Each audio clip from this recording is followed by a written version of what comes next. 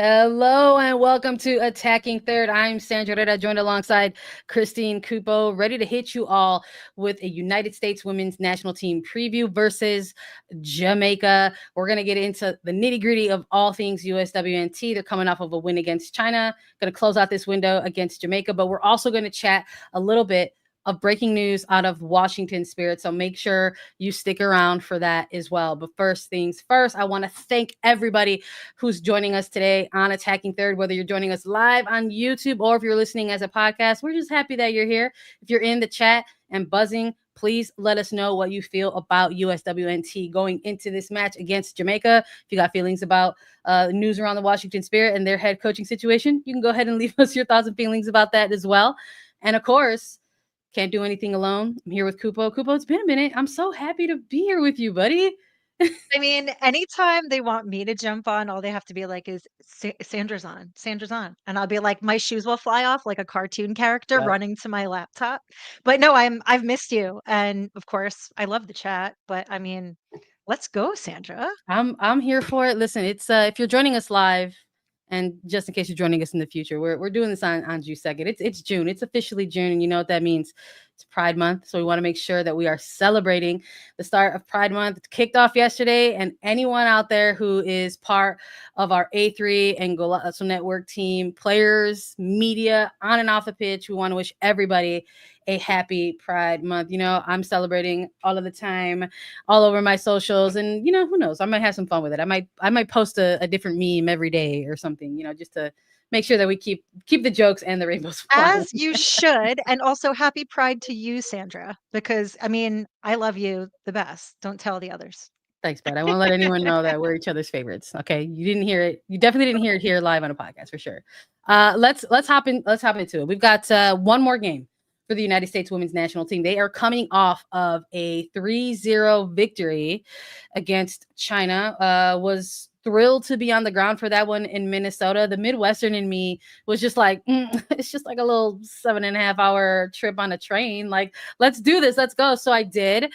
Streamliner all the way there. And honestly, I'm grateful I did it though, because there's just something of a different value when you get to kind of take in some of these performances up close and personal. But now here's the next one. Are they going to build off of this momentum? They've got another one coming up on Tuesday, June 3rd.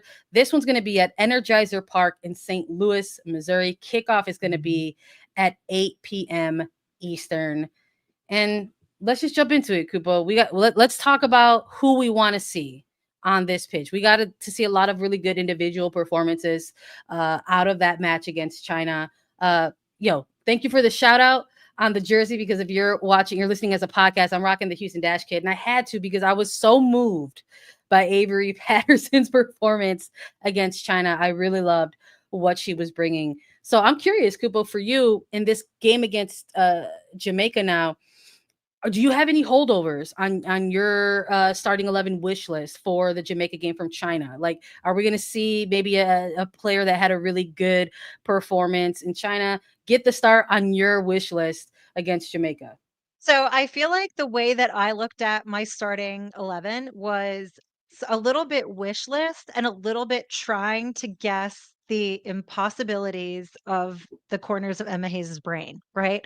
So what I will say is Avery Patterson stood out immensely. Okay. The composure, maturity on off the ball, getting up the flank, her decision making, the timing was elite. Okay. And I feel like based on what we saw and some of Emma Hayes's comments in post, I feel like she's securing herself a spot somewhere on that team, right? Okay. Like not That's fair. everything's a gamble yet, but I feel like she's more in than out. So I think that what I'm thinking is maybe we get to see some of the other flavors in this squad, right? So Okay. maybe we throw the stabilizers in of like Foxy and Germa. We keep them, right? We haven't seen much of Sam's despite the the handful of times that she's gotten into the squad or minutes. Got you. We haven't yet seen Carriabello. I do Mhm. wanna try to get a look on her, and this is me saying this as someone that is not privy to closed trainings, right? So I don't know what Emma is seeing in training and what she's looking for in order to get them field ready. But if this isn't somebody that gets minutes at some point in this game, I'm just throwing her in my starting 11. Now, Okay. the midfield, same thing. I think coffee is my stabilizer there. I do like seeing her score goals with her palms up, but I think that seeing her in advanced positions, what Emma is asking of her now, I love that.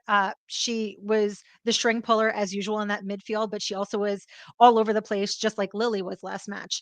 I want to see Labanza get slotted in there so that Labanza can actually get some real minutes. I feel like she came in, but I feel like when you're coming in the latter tail of a second half, you don't really get that. You don't get to shake the nerves off a little bit and figure out your place, right? So I want Right. to see her a little bit more.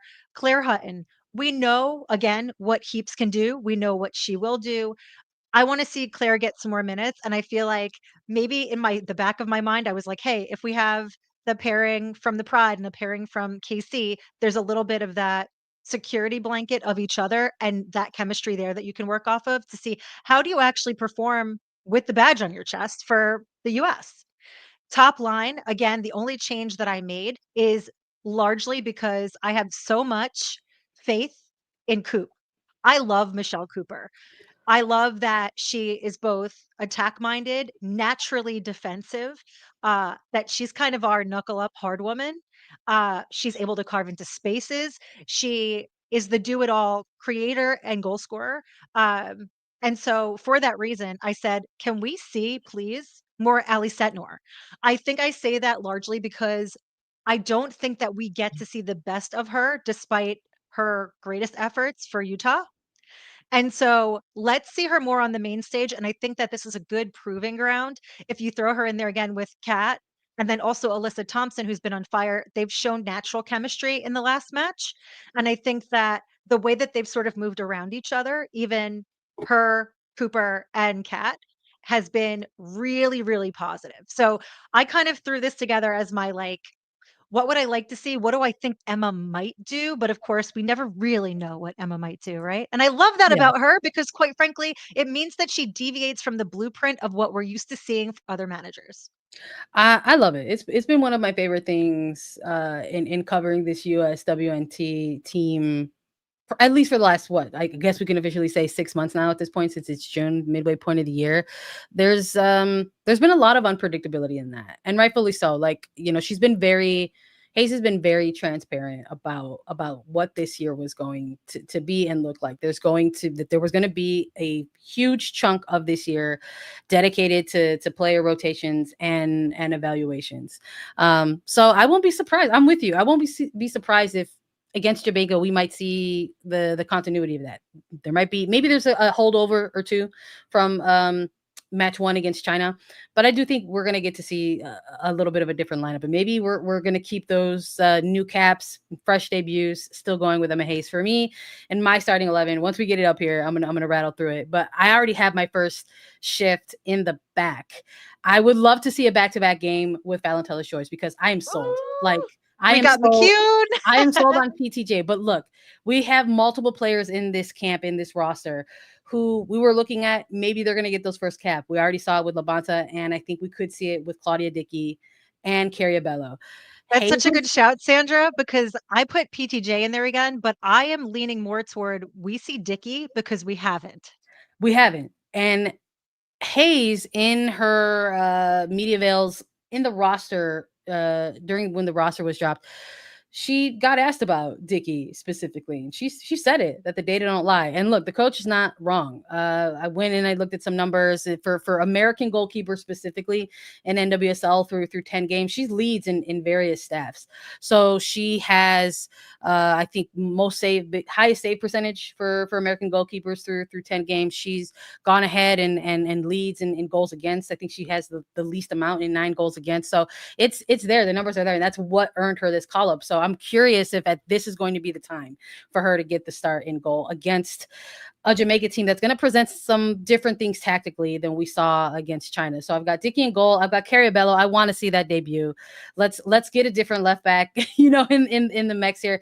Sam's McKeown. I want to go ahead and have those two. I want Emily Fox out on the right. And yes, I did take out Sam Coffey. People are like, shouting that out. Of course, it's an international window, and she's so important to the Thorns. If I'm a Thorns fan, I don't want to see back-to-back 90s from Coffee. No, I want to see her just kind of close out a game against Jamaica. And I took her out for a reason because Claire Hutton is someone who only has 2 appearances with this U.S. women's national team. And she's already been in a few camps at this point. And I do think from everything that I've heard in conversations that I've had, they do want to see the 2 young teenagers get as much time as possible going forward in 2025. That includes Claire Hutton and that includes Lily Johannes. So I'm very curious to see the 2 of them kind of operate similarly as we saw Coffee and Johannes at one point. We definitely saw them in a little bit of a dual pivot at certain stretches of the game against China. But we know who Sam Coffee is. The coaching staff does not need more looks at Sam Coffee. She is your lock. That is like the player whose profile has risen at this point, that the team functions better when she's on the pitch. So if this timing if this is still sort of the last month where the coaching staff wants to get these evaluations in before they really lock it in on a 23 to 27 player pool moving forward, you got to continue to see these 2 teenagers get some time together. I've got Heaps kind of rounding out that middle third, and I've got Alyssa Thompson, Macario, and Allie Sentner as well. Hey, same top line. I wasn't surprised. I was like, as soon as I saw yours, I'm like, I know there's going to be some overlap for sure. But I definitely want to see some of those new faces, some of those new names. Like that's the whole Emma Hayes era. That's the culture that she's built. That she's going to call players in who have earned their right to be in these camps through their play. And not only are they going to get called in, they're probably going to see time. So I'm very curious to see if we get some of these rotations in the mix. Yeah, I love that we differ, but I really like specifically that you can follow our thought trajectory as to like the why and hows of things, where I'm like, okay, we need to have some vets here in this line and some vets in this line, and then what works. The other thing is, I think they seemed a little bit surprised by the fact that China sat high. The expectation was like revert back to a low block. I think that going into this Jamaica match, we're going to see exactly that. They are a deep lying back line. They are going to want to try to absorb as much pressure as possible and launch counters. Now, whether they get that opportunity is to be seen, but I think that if there is going to be another match, I'm not going to say a test because this is hardly a test. Jamaica haven't been able to score a single goal on the US in any of their matches. So I think that for this, it's not going to be a particularly strenuous defensive match, but I think it will be a feeling out for Emma Hayes again in terms of whom is blending well, how are they moving, the is the chemistry enough that they can anticipate each other yet? It will be if we see Fallon Tullis-Joyce, and that was the only reason that I did stick her back in, is how well is she able to communicate with that back line? Because remember, she hasn't played with a lot of these players much at all. Last match was her first time playing with Gurma, who was vice captain of this team and a really important part, if not integral to the success of this team as a whole. So I think that the ability to anticipate each other's next move there is extremely important. Outside of that, maybe we see McGlynn, maybe we don't, you know what I mean? Like Maybe we're anybody both could be wrong. in there, right? Like Emma Hayes is subbing herself on. Yeah, it's like we could see anything. No, I that's a good shot. I love that you touched a bit on the record with Jamaica. It's like you never know what you're going to get until that whistle blows and the 2 ideal 11s go up against each other, right? But there's history there for a reason. So the 5 games that they've had before, it's been an all-out series in the way of USA. The more recent fixtures, whether it was during the CONCACAF W Championship, which serves as the World Cup qualifiers, or even before that in like a tournament of nations, Jamaica has struggled to get on the scoreboard against the United States. But it's also, that doesn't stop them from wanting to play this. This was originally going to be a 2-game series against China. And then they had an opponent change and they said Jamaica is going to be the second opponent instead. And getting to ask Emma Hayes about that a little bit, I love what she ended up hitting me with in the answer. And just like, it doesn't change the way the prep, right? Like these are teams that are going to present different things. And to China's credit, the United States prepped for a certain type of, they anticipated a certain type of way that they were going to play. And that was not what they were presented with on that day. So that the players got tested immediately. They needed to, check their tactical awareness, see if they can get into those decision making scenarios quick on the quicker side of things. So Hayes actually, I think, really appreciated. Those are the games in which I think they really appreciate things. And this was a China side that kind of had mixed results during their Pinatar Cup in February, while USA was having She Believes Cup. A draw against China. I think it was a loss against Mexico. They won against Chinese Taipei. So there was a little bit of unpredictability there. I don't know if there's going to be that same unpredictability with Jamaica tactically, but I think feel it's like a good they have point that limited Jamaica room players. only because they have such an integration of youth that they're trying to do that they probably will have a more challenging time trying to adjust to what they haven't been naturally doing. Whereas China they deviated from what they've done in the past, but they didn't deviate much from my understanding and seeing the way that Ante Milicic wants them Yeah, playing, which is be possession based, yeah, control the field of play that way, and then flip into that high press as the US builds and try to bait them into an offside trap. Like that was largely what I kind of expected if they weren't just going to sit down and park the bus, lock it in defensively, and just like lock arms. yeah, I think that to your point, like it's important that this team is able to be nimble because they are a team that is feared, right? If you have a team, and there's two schools of thought managerially, is you adjust and adapt to the squad that you're playing, right? Against, or we play our football, period, end of story. yeah. And I've seen both work out favorably and some abysmal on some days. It really just depends on the football of the day. Yes. No, that's a very good point. And to your earlier point about, no Bunny Shaw, that's always going to be a huge factor Yeah. for Jamaica. But there's also just it's like they don't have Bunny Shaw, right? They don't have Drew Spence. They're out without Mhm. their veteran goalkeeper in Rebecca Spencer. So there's like a number of players Right, who so, are I mean, unavailable we're for gonna this one. see Leah Brooks, who's only 20 years old, in goal for them, and sh you know what? Like, she's great at shot stopping, but this is the US, right? Yeah. Like, they can do so much more than just rip shots at her, around her. I think that there's gonna be a lot more to lock down and worry about.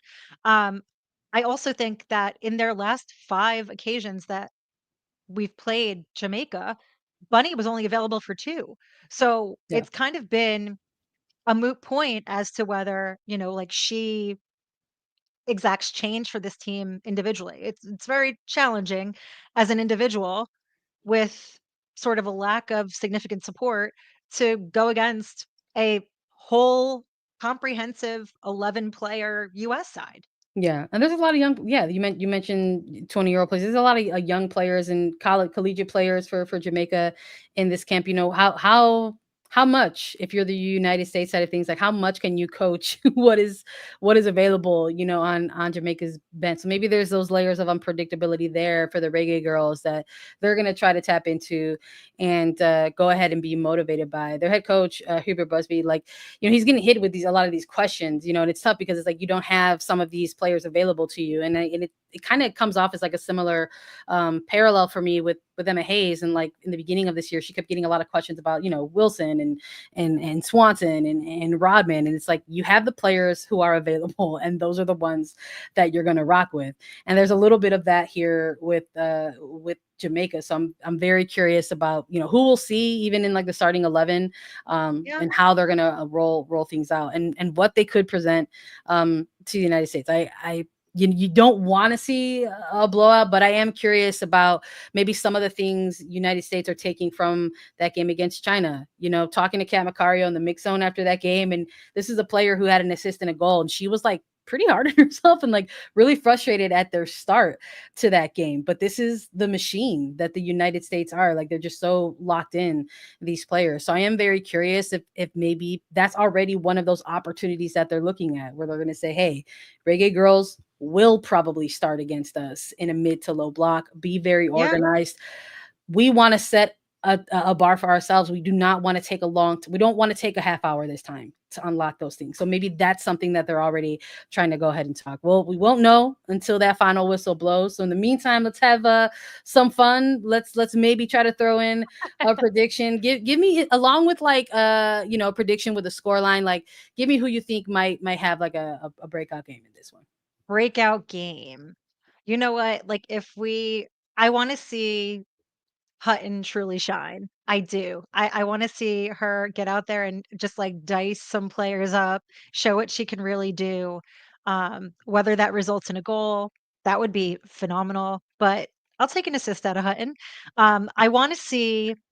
So I think what we're coming up against now is seeing the depth in our attacking pool in terms of having damn near 1-to-1, where, like, you don't have a significant drop off irrespective of who starts, who comes off the bench, and I trust in Michelle Cooper, Kat Macario, and Alyssa Thompson exclusively. I truly do. I think that they all bring something really, really vital to this team, and they play off each other really well. If we get them 3 back in there, I have no questions. I think I just wanna see, maybe clean it up, right? Like, these are the games where you can be a little bit more polished because you're not as pressured. If not, I wanna see, like, Allie Sentner. Allie Sentner, get out there, score a brace, like, do something Have crazy. fun. Um, but I think we're gonna have I think it's gonna be, let's say, a conservative 4-0. Conservative 4-0. Okay. I was leaning for 4-0 as well. There's something about that second game for any team that just kind of has their stuff together more. And I think for USA, they have the 2-game window in this one. So they're coming off of a game that they just played on Saturday against China. So they've got some training, under them. They've got a game under them. And I do think they're going to look like the more dominating team. I don't want to go as high as like a 5-0. Yeah, I feel like I'm bullying them if I guess that, but Yeah. also Patrick Glanville, you're crazy, boy. 2-1 You're Reggae you're Girls. I going love for the energy, Patrick. Go off. This'll Like, be this'll be the first time that Jamaica score on the US, and not only will they score once, they'll score twice. incredible. Bold, my friend, bold. That's pretty good. I will say maybe for both of us, how we had some of that heavier rotation in the mix in the lineups. Maybe that will be the thing that the USA have to work out. The combining with each other, the cohesiveness amongst players that maybe don't have those minutes with each other. So maybe that's going to be more of the challenge than the actual potential mid to low block that they see from Reggae Girls. So I'm maybe go the other way. I'll go 3-0. It's gonna be 6 goals out of this window. 3 for USA against Jamaica as well. So that's what I've got. We'll see though. Don't forget to tune in tomorrow night, Tuesday, June 3rd, kicking off at 8 p.m. Eastern, USA versus Jamaica to close out this early summer window for the United States. They're going to have another pair of friendlies to close out June. So stay tuned. We're going to hit you with the recap as well. So we'll talk about all our feelings about the game and then the overall window, and then probably look ahead to those friendlies against Ireland as well. But if you're joining us here right now, we're going to tap in a little bit longer. So don't go anywhere. We're going to talk breaking news around the Washington Spirit. We'll be right back.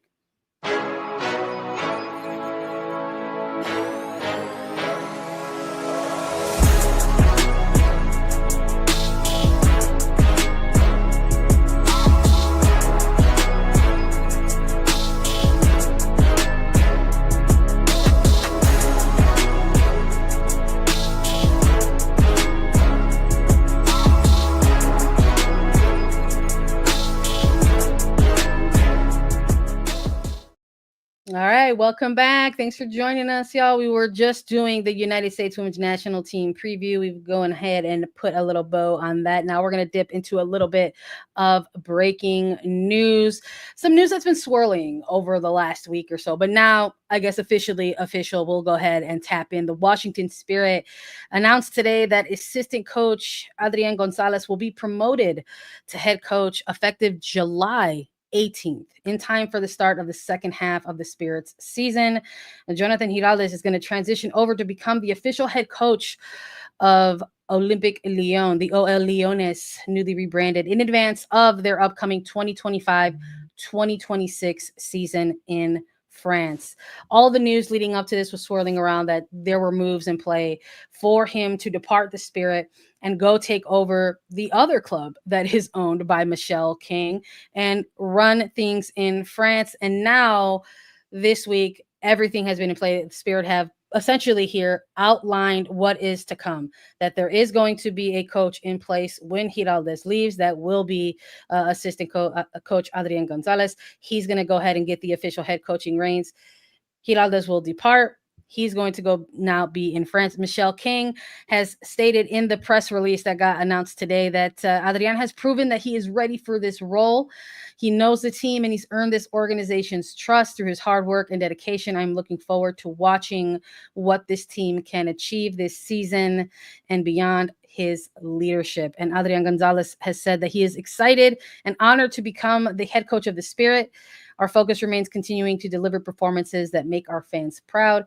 I want to thank Jonah for his leadership and friendship over the years, and I look forward to continuing to build upon the foundation that we have established together.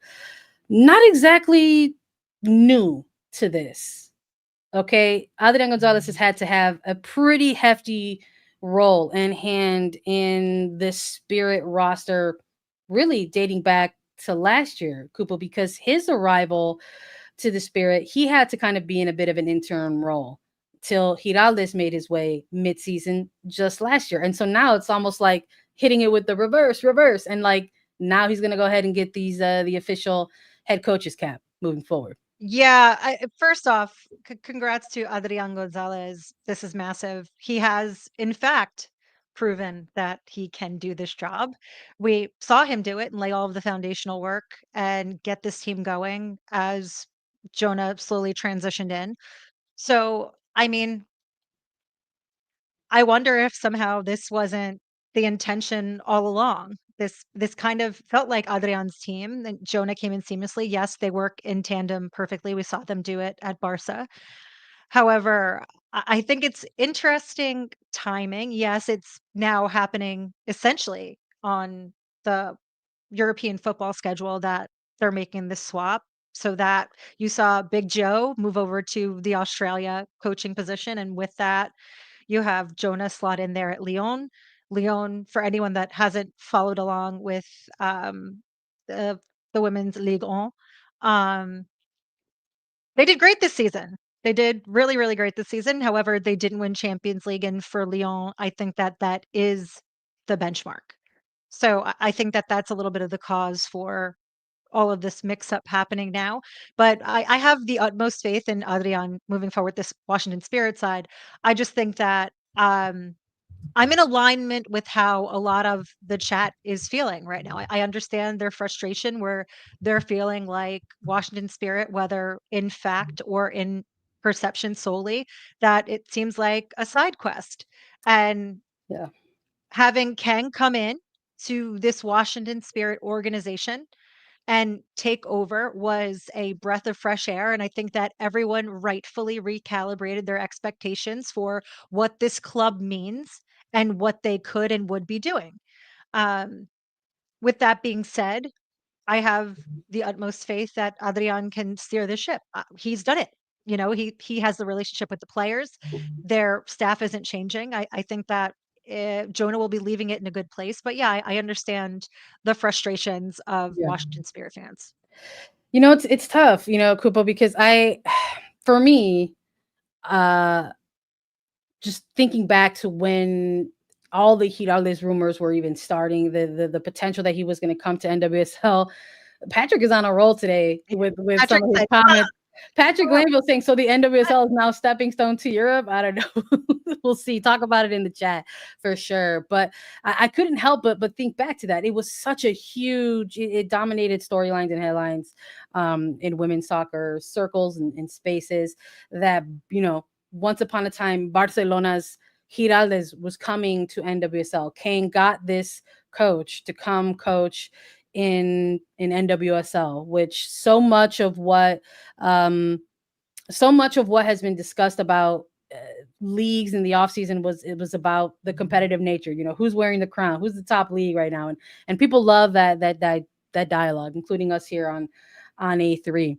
So I can't help for this isn't a Sandra feel. This is nothing to do with Cupo or anyone else. I just can't help but feel a little bit that this is a little bit short-sighted. That it just I don't know if when you look at the long resumes of coaches across the league and you look at success, I don't know if I'm 100% convinced that this would have been a success. Giraldez to the Spirit.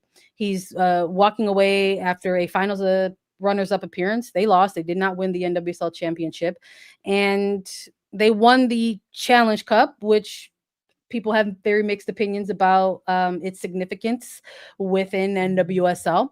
And now he will be leaving mid-season. And I think that's a whole other layer of for folks that's kind of hard to comprehend. If there's anyone out there who can explain it to me like I'm five, is it a European culture thing to give your 2 weeks and then not leave? Because that's not very American. From my understanding, you give you 2 weeks and you're like, I'm just like, bro, you pack your box, then you bounce. quit, then you just go. you leave, like so I'm very curious about that, if anyone's got feelings about that. But it was, I couldn't help but feel that way. I was like, wow, I don't know if I'm I don't know if I would call this era of Spirit, Giraldez in the Spirit, a success. I really don't know. I think we have to, well, apparently we're going to have at least into July to continue to evaluate this, and maybe over the next few weeks my opinion will shift. But as of right now, I'm not entirely swayed on that. And I can't help but feel potential conflict of interest for me, because it immediately triggered my memory of when Freya Kuhn was hired from Gotham to Angel City FC. There was an immediate reaction to the conflict of interest there about a head coach running a team who was in the middle of a playoff push and then was also going to be the head of a new expansion side. And I'm sure that there's going to be, the whole ownership loophole argument that this can't be considered tampering. It's different leagues and it's sporting business, but that doesn't mean that it makes it smell any less foul to, I think, Spirit fans and to maybe even neutrals who are watching all of this kind of unfold. And so we'll see. I think it's not going to be any damaging perception to think that, and I'm not saying that this has happened. I'm not even speculating, but I have read the comments and I understand how people are feeling that you perhaps came in and shelved a coach for later use, and the Spirit was just happened to be that shelf, and now you're sliding back. It just, um, yeah, like, I think the problem is the optics, right? Like, yeah. irrespective of how much you explain the how and the why, the timing, all of that and the details that could go with it, there's always gonna be that dangling question mark of, "Yeah, but," like, and again, to your point, Yeah. it's not a conflict per se, it's not Yeah. collusion, but it just, is it loopholing? Is this something that could be implemented in the future by others? Yeah. And there's always things that come into play when these moves are kind of triggered. Like maybe him and his family want to be back in Europe, and guess what? That's fine. Yeah, Like, people timing, deserve to be right? happy and like go and live the lives that they want to live. That's 100%. But then you also think about like what that means for, players on the Spirit, especially the ones who have been rostered, there since Michelle King took over. It's been coaching change after coaching change after coaching change. So, it'll be interesting to see kind of how that second half Spirit look moving forward under Gonzalez specifically. After this kind of interesting mixed results kind of run in the opening months, opening 10 weeks of NWSL. Because right now, before we go into week 11, they're sitting in fourth place. It's not a place that is used to sitting on a league table. So we'll see if there's more to come of it. Of course, we're gonna be here to chat all about it, and of course, you all are gonna keep us as entertained as always, because you all also hit us with your amazing opinions and your thoughts and feelings in the chat. So of course, I want to thank you all for doing that today, because that's it. That's a wrap on today's A3. Thank you so much for joining us to chat all things United States women's national team versus Jamaica. And of course, talk about the Washington Spirit and their coaching change. Attacking Third is going to be back tomorrow on June 3rd, right after the final whistle of the United States women's national team match against Jamaica. Join us for a live reaction and recap. It'll be the two of us plus the great McCall Zerboni at around 10 p.m. Eastern, depending on the stoppage time, y'all. You never know. But we're going to say 10 p.m. Eastern. 10-ish. Yeah, we're going to say late night after dark, 10 p.m. Eastern for now. Make sure to follow Attacking Third wherever you get your podcast. Leave us a 5-star rating and review. We're available on youtube.com/Attacking Third. Of course, you can catch us on the great CBS Sports Golazo Network for all of your women's football coverage. I'm Sandra Herrera, Christine Cooper for our producer, Mark Seaman. Thanks for being here, y'all.